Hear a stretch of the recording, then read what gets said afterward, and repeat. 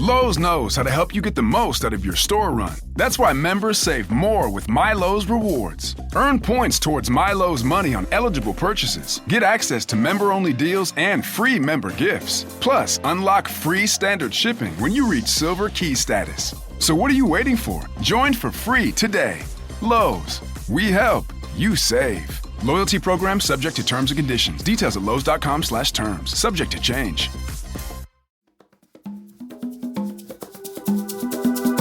Today on CityCast Denver, is Denver's long-running Santa Fe Art Walk in danger of disappearing?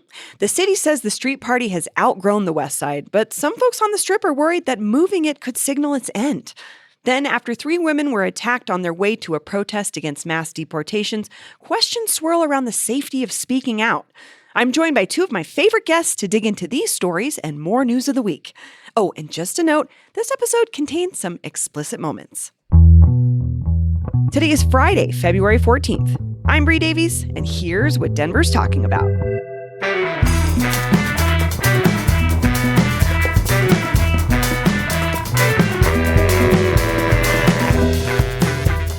Welcome back to CityCast Denver, the show about the city where my neighborhood strip club has really fallen off when it comes to puns on their marquee. You guys driven by Dandy Downs lately? Oh my God. Every day. I know. I was like, Adrian, new to the neighborhood. I drive by just to see the billboard sometimes. They're kind of, my husband has a theory that's maybe the person that was making the good ones passed away or doesn't work there anymore. Because like they had one over Christmas that was like, Merry Christmas is coming and she's hot. And it's like, you missed the pun, which is Mary's here and she's hot, not Merry Christmas is here. So they're just kind of lacking. Yeah. One time I got fired from a job on South Federal. And then when I was going back up, I was passing by and they had the now hiring sign up. For now like hiring after class graduation. of 2025 or and whatever. I was like, yeah. But, no, those signs are always quality. They're kind of we could talk about the lately. strip club's quality, but that's a whole other. The signs were always elite. Story. But I did notice that when I went to the Lunar New Year Festival a few weeks ago. Yeah, I was like trying to explain to someone who's not from Denver, Dandy Dance, so good, and they were like, "Oh, yeah, it was a lot." And then I told them how I got fired, and they were hiring. We should look into this. Maybe they're using ChatGPT to come up with their new puns. Oh my God, maybe ChatGPT cannot get that. Keep style ChatGPT of out humor. of our strip clubs, please. It's like the license plate humor, the bumper sticker humor. You know. It's like my favorite kind of humor. Anyway, it's Friday. We're at the 5280 Magazine Studios. You've already heard both of their voices. I'm joined by 2 great people today. Our politics and green chili correspondent, Justine Sandoval. Hello. Hello. And of course, one of our favorites, our newsletter editor, Adrian Gonzalez. Hi. Good morning. Good morning. So, man, our top story. Did the first Friday Art Walk on Santa Fe get too popular? So Kyle Harris at Denverite reported this week that the Art District on Santa Fe's annual First Friday Art Walk, it's the one where they shut down the street, right? So they do this every Friday, but this is a special one they do once a year. And it's sort of in peril because the city has not approved the permit for the August event, saying that this event has outgrown the street and isn't safe for people. Councilwoman Jamie Torres says the city wants more off-duty police officers and assurances that vendors will be set up in the correct places. Before we get to this part of the drama, Justine, are you a First Friday person? I have been a First Friday person off and on throughout its existence in my life. So this was an interesting story to me because long ago, before they started blocking off the whole street, we were down there and I was like, this is way too big because if you're ever on Santa Fe, the sidewalks are very narrow. Yes. They're little teeny tiny sidewalks to the point where they put like barriers on some parts, like concrete barriers to keep people safe from the traffic. Because the street's busy. Yes. When it's open. Exactly. So I remember saying then, like, they're going to need to start shutting the street down for this event because there's way too many pedestrians. And during the regular First Fridays. Yes, during the regular First Fridays. So I know this has been a conversation for a while. They started shutting down for these special events. And I think that, it was necessary. But yes, so I've seen First Friday from when its very beginnings to when it's grown so massive where I was finally like, okay, this thing is way bigger than these tiny sidewalks. Out of hand. Adrian, what about you? Yeah, big time fan. We go down there all the time. I like to stop by the Tool Library. I mean, it's just the a great time. But it has, like you said, it is insane. The last few times that I've gone, like trying to park there is just, it's like the sixth circle of hell. I know. I feel bad for people that live in that But neighborhood. it does, yeah, it is. It's odd with cars. It's really chaotic without cars. So, It's just so the city is proposing. So they're talking about this one event usually I think it's in August, where they shut down Santa Fe from like 7th-ish to I think 11th. I mean, it's a good stretch, but they saw 10,000 people, I think, last year. So the city's proposed to move it to another day, which seems kind of strange. And then the other thing was they said maybe moving it off the street into nearby alleyways. I don't know about you guys, but like, alleys are shady by nature. Have they never been in an alley in the West Side? It's wild over there. yeah. I don't know if I've ever been in a neighborhood where the alley isn't kind of shady, to be honest with you. Like, just like, so Andrea Barella from Newsed, which she also runs the Business Improvement District, said, like, the trash is overflowing. There's needles in the alley. Like, that's not welcoming to people. It's this idea that they've had that, I don't know, I guess it comes from Europe, and these like city developers have like this idea in their mind that they can create these like beautiful alleyways. And they've done it. Alleyway. Yeah, they've done it in certain neighborhoods where they were able to develop them. They've had more like business buy-in, like when it's Rhino. I know. In Lodo, all those areas. The neighborhood that you may have experienced this alleyway. Totally. And transformation it works there. And I get it. I get what they're trying to do. I think the vision for Santa Fe is a lot different because there's not the infrastructure for that there. And it's not exactly the same as like the other neighborhoods where that's been successful. So this alleyway idea, I get that they have this like dream, this European dream, but it's not exactly like sustainable or workable in that community. Yeah. Adrienne, you've been a part of big events. You know what it's like to have to do the permitting and get all this figured out. What do you think is really the root issue here? That's what I was curious about, because they keep citing safety concerns, but I haven't found really specific ones. I would imagine there's just a lot of people, and even when the streets close, the traffic, Drunk people are crossing 6th Avenue because you can't really park. Or walking across Calumet to and from. It does. It's hairy, and then you got crazy people, drunk people. Some vendors, I think they were mentioning, are not set up where they're supposed to. The sidewalks are already narrow, so you're kind of squeezing between the streets. So there's a lot of issues here. And I think the alley idea, Jamie Torres had a great quote about that. She said, "Nobody in their right mind wants to hang out in a stinky alley with overflowing trash containers and needles everywhere." Plus, as some folks have mentioned, that's not what the businesses are.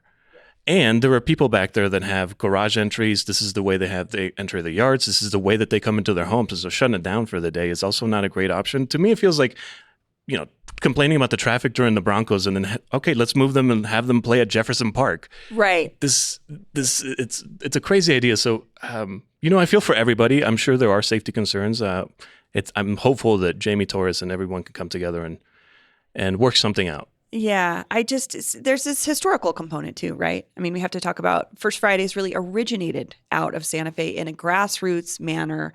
It was a very gallery storefront run operation that grew and grew and grew. And it is one of those conundrums of growth and popularity. Like, this has just become so popular, but it's also just like the heart of where the, Chicano Humanities and Arts Council, CHOC, had a gallery there. They had moved from the north side.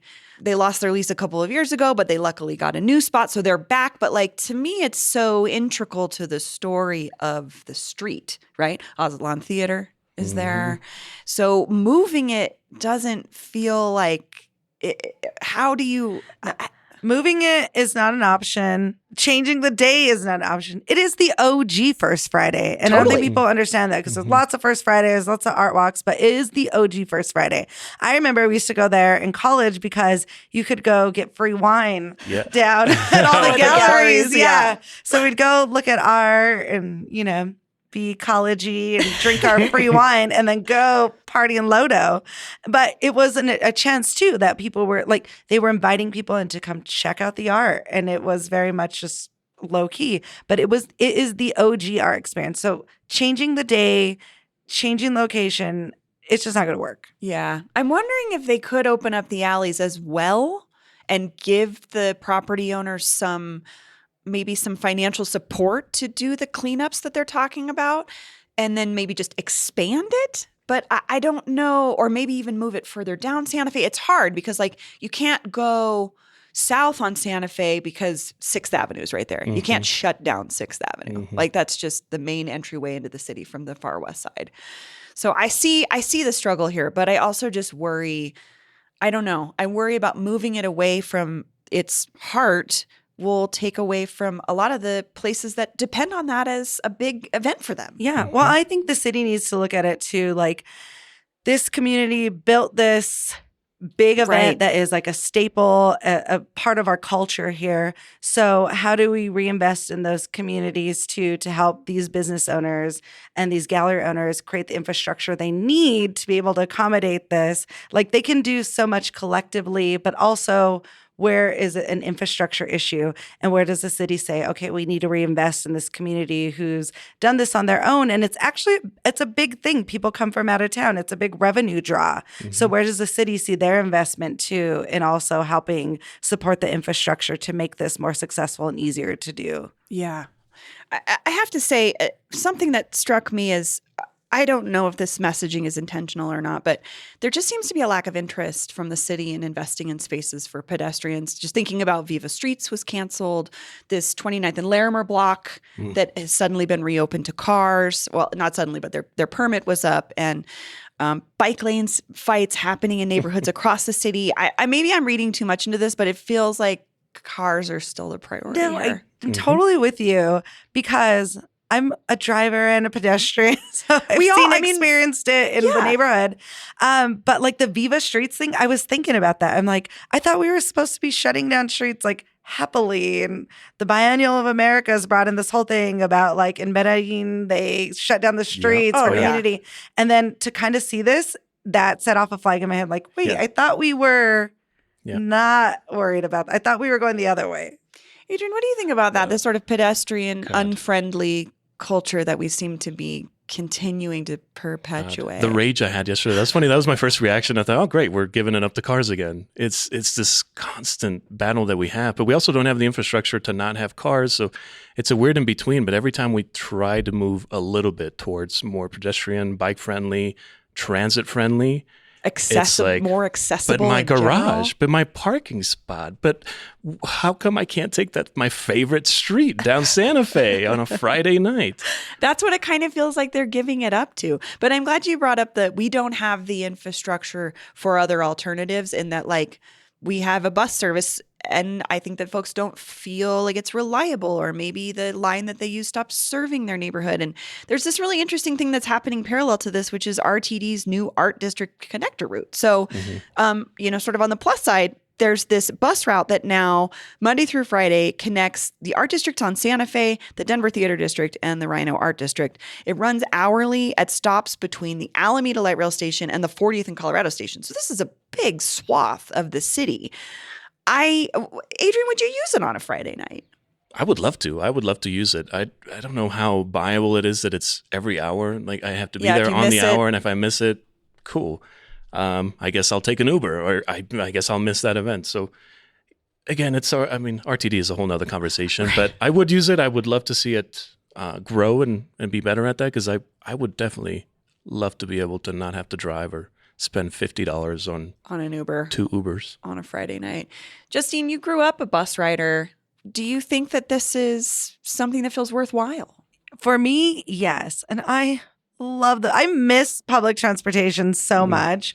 I just came back from DC this week, and I was just like metroing it. Oh, the metro stations are so beautiful there too. I'm like, do I want to walk? No, I'm going to go down here and pop up on the other side of the city. It's wonderful. But no, I love this. As someone, I live in the city. I live downtown. I love the idea of being able to travel more. But sometimes I feel trapped in by cars in my neighborhood because there'll be so much traffic on the weekends. I won't even leave my block, and Uber's prices go up. So when I saw that this is very close to me, it was automatically intriguing. I am always in favor of more RTD routes. Yeah. I think maybe like after reading the article and some of the experiences that they had, we do need to increase like weekend, I think, times and more often. But this is great. I would 100% use this. And it makes me feel like it frees me out of my neighborhood again to go explore other neighborhoods who aren't that far. But every time I go to First Friday, I spend a good hour circling like finding all a the parking streets. spot. Yeah. So the idea, especially in the summer, to Oh, go, yeah. they start this at Him Chuli, which shout out to Him Chuli, love Him Chuli. Go get you some dinner, jump on the bus, head over to Santa Fe, enjoy your night. I love this idea. I love more of this. Yeah, I think it definitely could be a solution. And again, it's one of those things where the more folks take it, the more that this message will be sent that people like this kind of option. Yes. More, Yeah. RTD, give us more. More transit. Well, if you have any thoughts about the concerns around the closure of Santa Fe for First Friday, for their big First Friday event, give us a call on the First Friday hotline, 720-500-5418. Let us know what you think.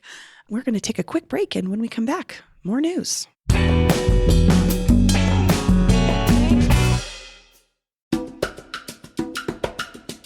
This episode is brought to you by Denver Health. Did you know that Denver Health is home to one of the most comprehensive pediatric care systems in Denver? From bumps, bruises, and fevers to more serious conditions, Denver Health's pediatric urgent care is there for families when their little ones need immediate attention.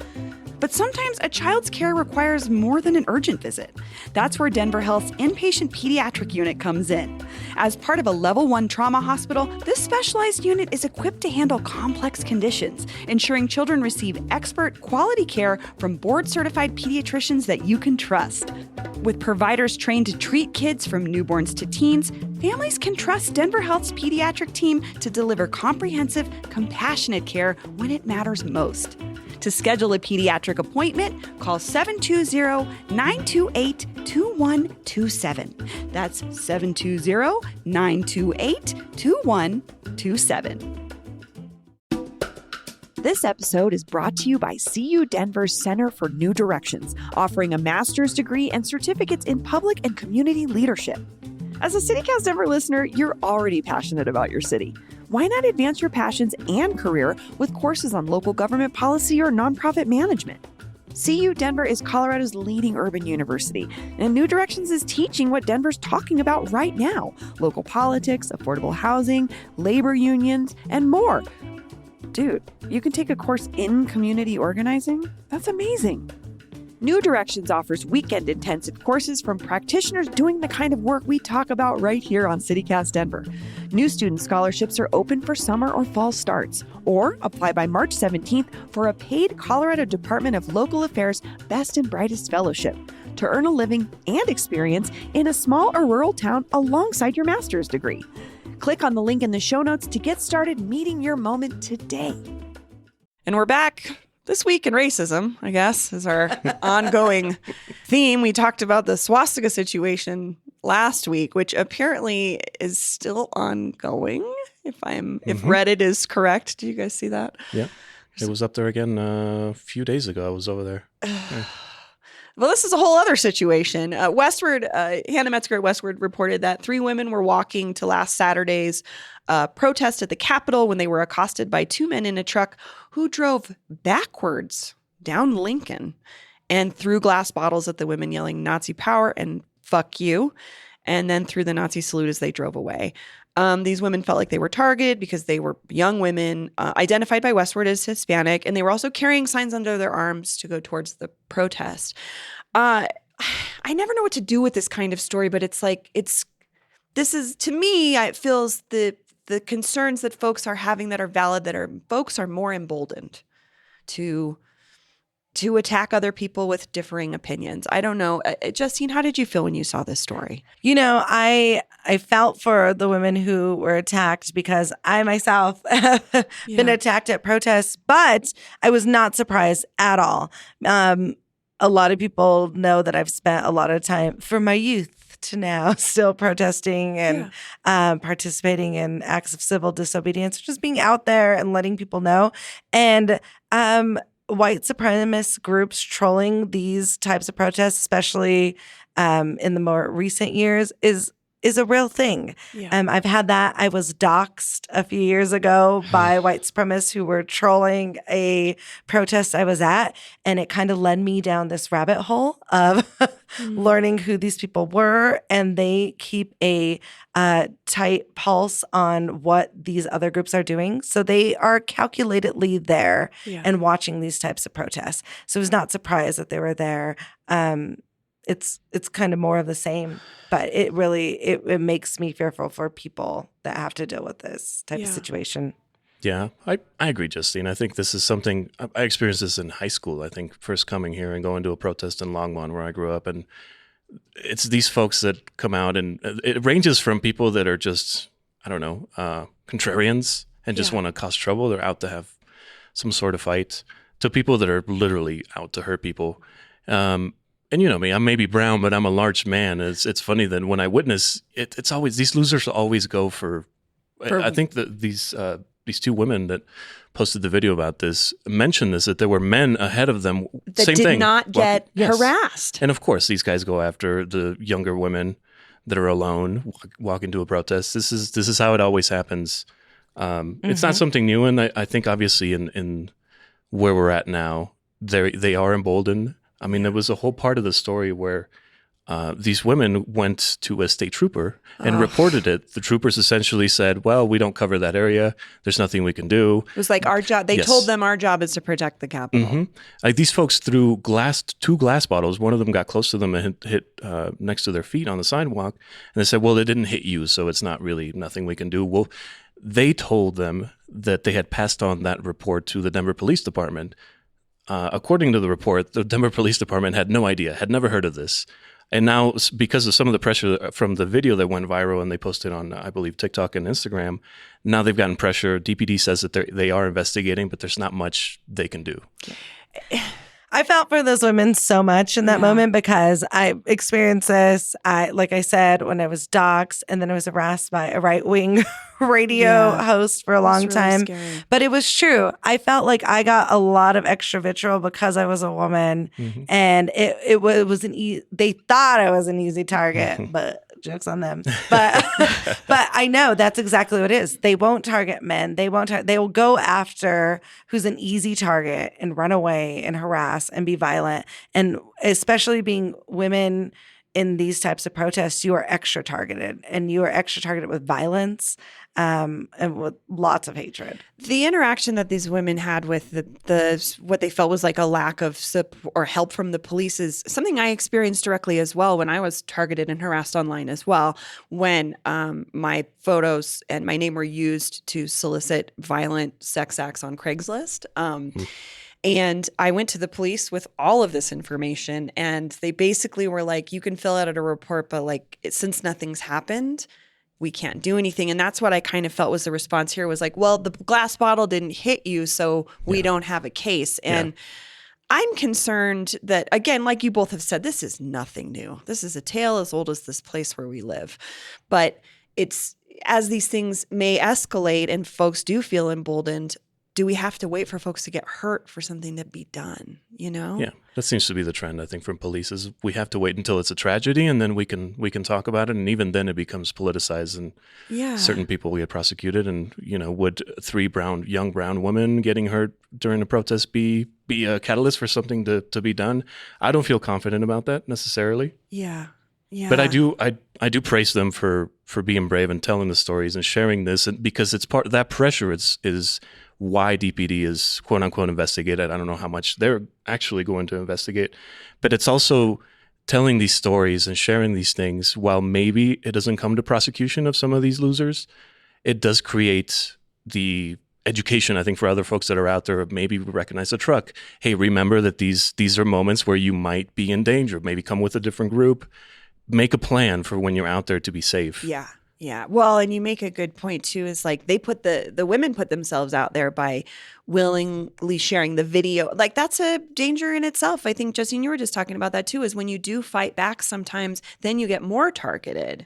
I had someone threaten to try to run me over, and I took a picture and video of their car or their truck. And then when I went online, I found them. And I found their truck crew, and they were friends with a lot of people I knew. And my husband was like, I would not say anything because this is going to make you more of a target. And I went to the police and nothing happened. But I can see where it's just like it's not fair. They have to put themselves at risk to talk about this. Also, can we just talk about nothing is more loser shit than yelling at someone from your car and then driving off. Like, come on. And people are crazy. Like I work on a lot of political campaigns. So we do like sign waving, like day of the election. Yeah.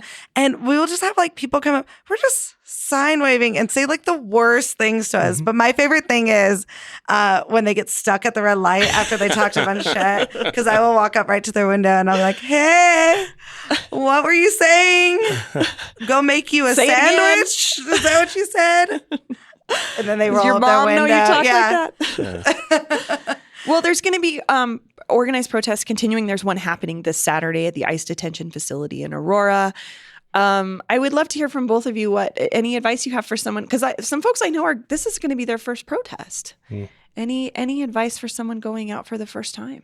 I mean, we have just like basic 101 rules. Always follow the laws, pedestrian laws. Stay on the curb. Stay out of the street as much as you can. I mean, use your judgment if the protest moves into the street or into block any areas. That's your choice. And I participate in that type of civil disobedience before. But staying on the sidewalk is very important. Watch for odd people around you, people that may be videoing outside of the area. That's how I got caught up before. I was being videoed by a random person that I knew wasn't supposed to be there. But just be aware of your surroundings. Think about your choices and just keep yourself safe most of all. And I know you're there to make sure that your voice is being heard and you're putting your body on the line. And remember that keep your safety in mind and forefront. Never be afraid to leave, like when it's time to leave. Yeah. I don't know that I could add too much to that, but just knowing some of the laws around you and maybe just taking some of the resources on your rights as well. Because this kind of stuff can come from haters, losers, sometimes the police, and just be aware of those things. Obviously, civil disobedience is a big part of it. So like you said, use your judgment. Don't be the person out there in the middle of the street leading on something that they might put you in danger. And like you said, at the end of the day, you're putting your body out there. Take care of yourself. We need you. We need you out there. We need that force. And if you put yourself in a situation where something's going to happen to you and take you out of that, that's less power that we have or that people have. And the system has more power over us if there's less of us. So we all got to take care of each other. And we're going to be seeing more of this. Absolutely, I think so. Just keeping safety in mind is great. All right, we're going to take one more break. And when we come back, our Rocky Mountain highs and lows of the week.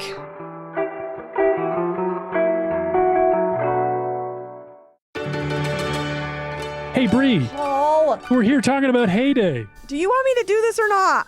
I heard you had a story about the Adams County Fair. Okay, so picture this. It's like 1990. I'm wearing like spandex neon biker shorts. I'm like 10 years old. They had this contest, and if they called your number, you got to get in this box, this clear plexiglass box with a fan underneath it. And for a minute straight, it blew money at you. And you had to grab as much money as you could in the 1 minute, and then you got to keep everything you grabbed. I grabbed 27 whole dollars. And as a 10-year-old, that was like the most money I had ever had in my own, like that was my own money. Wow. And that's the kind of magic that's going to happen at Heyday. Get your tickets now. It's an indoor fair with twists on all your favorite carnival classics, Denver style. March 8th. HeydayDenver.com. Maybe I'll find some biker shorts and recreate my outfit. Hey, Fidelity. What's it cost to invest with the Fidelity app? Start with as little as $1 with no account fees or trade commissions on U.S. stocks and ETFs. That's music to my ears. I can only talk. Investing involves risk, including risk of loss. Zero account fees apply to retail brokerage accounts only. Sell order assessment fee not included. A limited number of ETFs are subject to a transaction-based service fee of $100. See full list at fidelity.com/commissions. Fidelity Brokerage Services, LLC, member NYSE, SIPC. And we're back. It's our wins and fails of the week, our Rocky Mountain highs and lows, things that ruled, things that sucked. We're going to start with things that sucked so we can end on a good note. Adrian, what's your fail this week? My fail is the news that Osaka Ramen is closing. I saw after that. That was almost mine. Yeah, that's so sad. It's one of my favorite spots. I actually got to meet Chef Jeff Osaka back in my Denver film days. He catered some events for us during the Colorado Dragon Boat Film Festival. Oh, yeah. One of the nicest people I have ever met. Some of the nicest staff. He's incredible. Osaka Ramen. I love that you could get some classics, but also get some. He was really good at pushing some of the fusion stuff, and he had a green chile chorizo. Ooh. Ramen bowl that was incredible. And so, of course, they announced that February 23rd would be their last night of service. They're located, if you don't know, it's in Rhino. It's anyway. been there for 10 years, but it's Yeah. nice that at least we've got like almost 2 weeks to go. Mhm. Yeah, so definitely get out there. They're citing a lot of higher labor cost and just the cost of doing business, particularly in the food service industry. So really sad about that. I am too. And it's sad. It's been there for 10 years. And like just thinking about legacy businesses, it's hard for them to become legacy businesses if we can't keep them around to begin with, you know? Justine, what about you? So my fail of the week was, there are multiple layers to this. First of all, our King Soopers workers are on strike currently. Yeah, and it is cold out there. It is cold. The negotiations have also ran cold, so that is not good news. There's been some legal stuff with Kroger versus the union, but one of the particular things that tugged at my heartstrings is the poor Girl Scouts. As a former Girl Scout, Oh, yeah, it's Girl Scout cookie season, and a lot of times they set up shop outside the King Soopers. Yes, King Soopers, since I was a Girl Scout in the 1900s. King Soopers is where you sell your Girl Scout cookies. And so because it is Girl Scout cookie season sale, the strike is expected to heavily disrupt their sales. And so the Girl Scouts have usually sold most of their cookies outside of King Soopers. So that's going to be an issue right now. And they're saying about 480 out of like the 505 troops that are in the Colorado area are going to be impacted by this. So they're looking for alternative spots to sell. King Sooper had donated $15,000 to them and said that they can extend their sales time. But, what would be great is if King Soopers and Kroger come back to the bargaining table and make this right and end the strike and help our Girl Scouts make their financial and their fiscal goals this year. So, Yeah. Can we have them sell in the alleyways? I know. The alley. Send your children to the alley to sell Let's enter cookies. the first Friday in the alley and it'll be the Girl Scout cookie. Well, I'm going to start wearing shirts that say "Keep Alley Shady." I'm sorry. I know. I'm with love you. them. I kind of miss the dumpsters, if I'm being honest. I know. Don't get me started on that. I'm a former Girl Scout. I think folks should know too. This is how we raised our money to go on trips throughout the year and do different learning activities and all kinds of things, camping and all different kinds of stuff. So when the girls are selling cookies, this is directly connected to the stuff that they get to do through the rest of the year. So if you have not bought cookies yet, try to find a local girl to buy cookies from. Okay, my fail is, so the city has to open the Coliseum as a warming shelter space for unhoused folks because it got so cold, but because we have so many, the demand is so high. So that's what my fail is that we're continuing to fail folks by not finding adequate ways to house people, not just in these moments of cold, but in the long term. Like, this is a growing population. This should not be a growing population. And I'm just really frustrated for the situation because, again, advocates are glad to see the Coliseum opened. Denverite reported this, but they called on the city to spread the word because the other thing is letting people know that these things exist. And I don't know if you guys saw that terrible story. I think it was in Detroit of the 2 kids that froze to death in a van because their family had been unhoused. And they found out through records, their family had reached out to homeless services 3 different times and were not able to get housing. And a 2-year-old and a 9-year-old died because of that. Something else that struck me in this story was that emergency shelters this last Tuesday hosted 500 people and 152 households. So think about that, 152 households and 500 people. This is not just single men and women. This is not just adults. This is older folks. This is folks with disabilities. This is children. And I just hope that beyond the warming shelter, situation we can find. I don't know. It's the conundrum we've been in for a long time. Mm-hmm.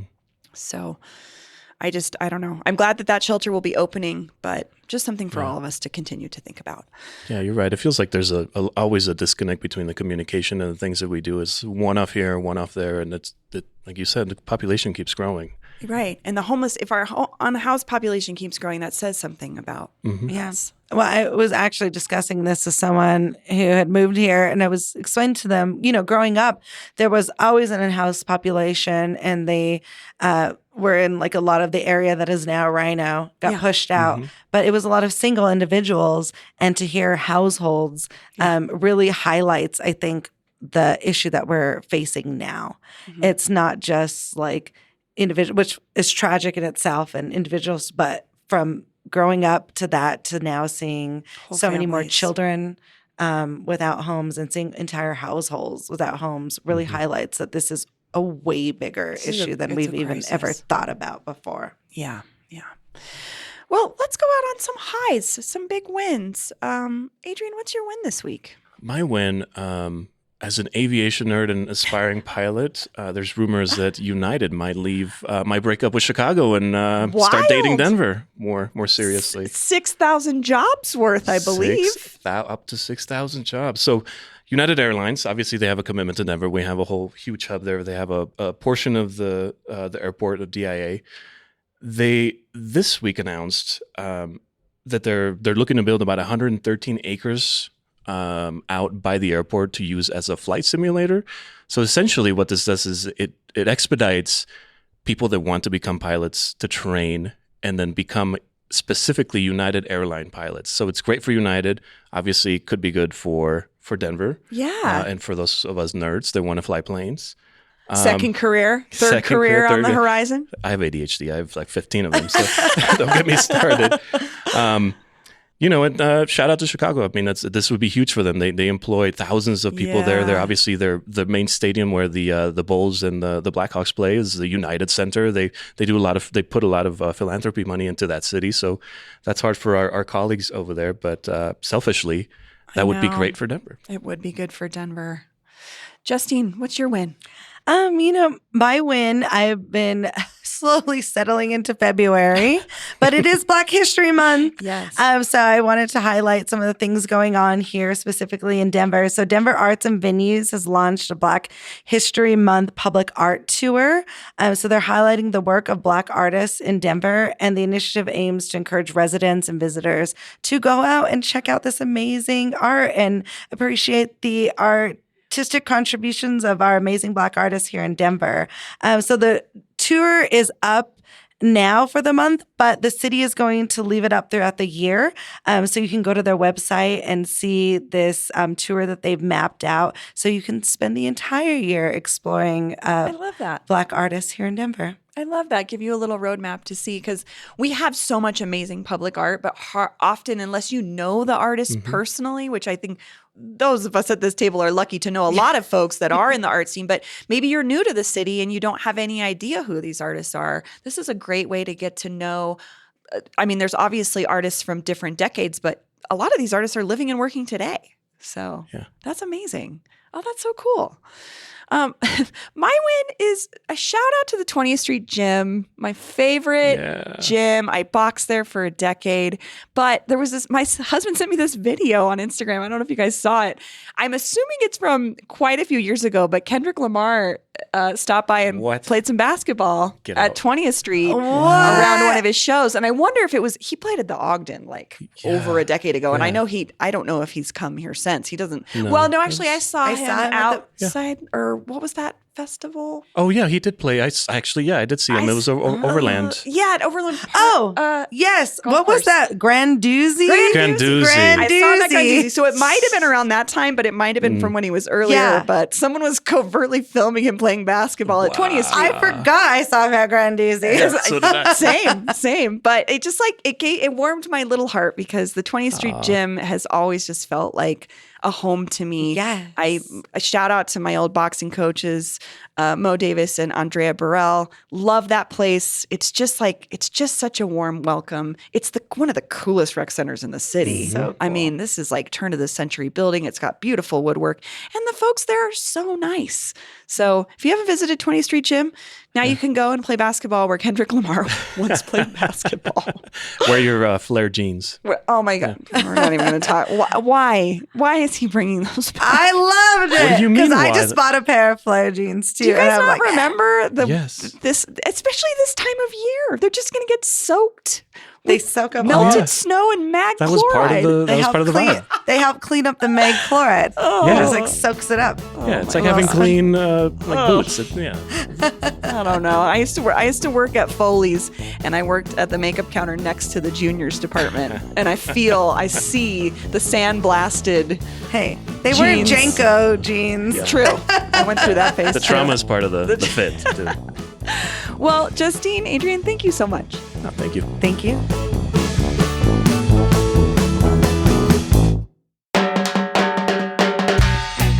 That's all for today here on CityCast Denver. Our producers this week were Paul Caroli, Olivia Jewel Love, Elizabeth Kama, Patrick Emile, and Lizzie Goldsmith. Peyton Garcia and Adrian Gonzalez write our morning newsletter, Hey Denver. I'm Bree Davies, your host. Our music is by Los Mocochetes with additional mixing by Tyler Lindgren. If you haven't already, subscribe wherever you get your podcasts. Follow us on Instagram at CityCast Denver and tell your favorite Girl Scout about us next time you see them. And if you love the show, come see us in person at Hey Day, an indoor fair with urban flair on Saturday, March 8th. Get your tickets now at heydaydenver.com.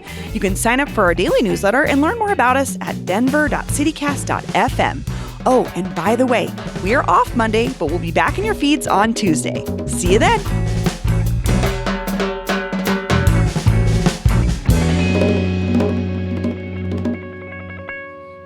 I'm Bree Davies. Welcome to Jackass.